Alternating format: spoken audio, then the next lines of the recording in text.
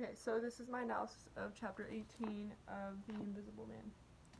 So, I'm going to start with a summary. So basically, at the beginning of the chapter, the narrator gets an anonymous letter from a presumably black person advising him to do not go too fast, saying that no matter what group the narrator is a part of, he will always be black and he'll always be from the South, and that it's a white man's world. So Brother Tarp tells the narrator that he is liked in the Brotherhood after he asks him, and he tells the narrator that when they talk about the South, he says that he once said no to a white man who, quote unquote, wanted to take something from him, and it caused him to spend 19 years in a black chain gang in the South. And to remind him of the goals and the cause of the Brotherhood, Tarp gives the narrator a leg iron. And another brother of the Brotherhood, Brother Westrom, he sees the iron and tells him to hide it or put it away because, in his words, he says, "I don't think we ought to dramatize our differences." So he's suggesting the racial differences that some of the members have because there's both white and black members.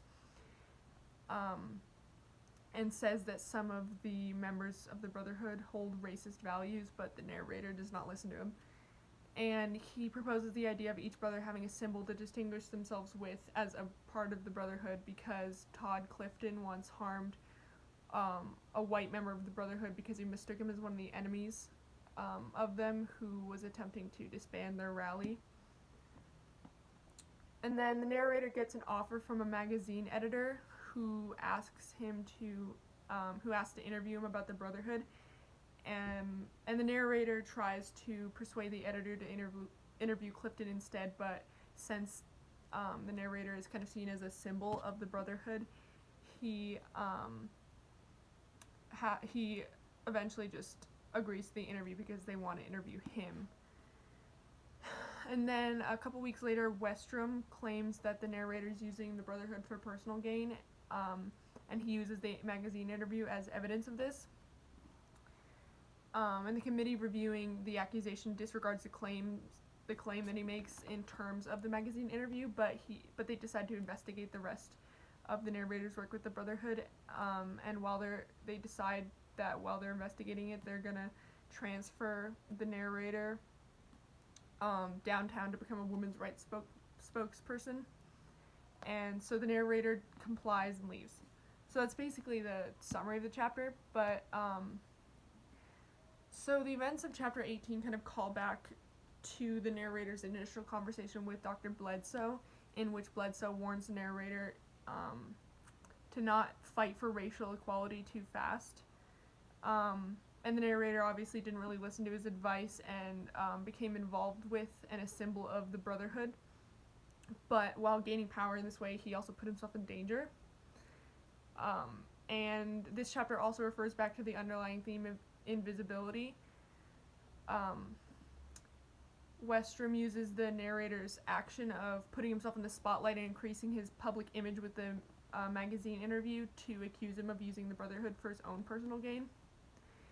And in this chapter, the narrator kind of evolves to see that he once saw his invisibility as like a disability and a disadvantage and a frustration of his in the beginning. He wanted to be seen, but now he sees that there's disadvantages and dangers that come with visibility, like being accused of using the Brotherhood by Westrom, who, like I said, uses the magazine interview and him becoming visible as evidence. And there's also a contrast shown between Tarp and Dr. Bledsoe. So Tarp gives the narrator a shackle from his chain gang to remind him not to become complacent with his freedom. And the shackle that he gives him recalls back the shackle that was on Dr. Bledsoe's desk. And the shackle that Tarp gives him is rusted and broken, and it kind of symbolizes breaking away from slavery and like the systematic racism that they experience. But Bledsoe's shackle is sitting on his desk, and it's kind of a an artificial decoration because it's clean and unbroken, and it kind of symbolizes Dr. Bledsoe's role with white men of continuing slavery and systematic racism. And overall, the events in this chapter just show the narrator the dangers of his visibility, which is something that he really wanted in the beginning of the novel and spoke about extensively.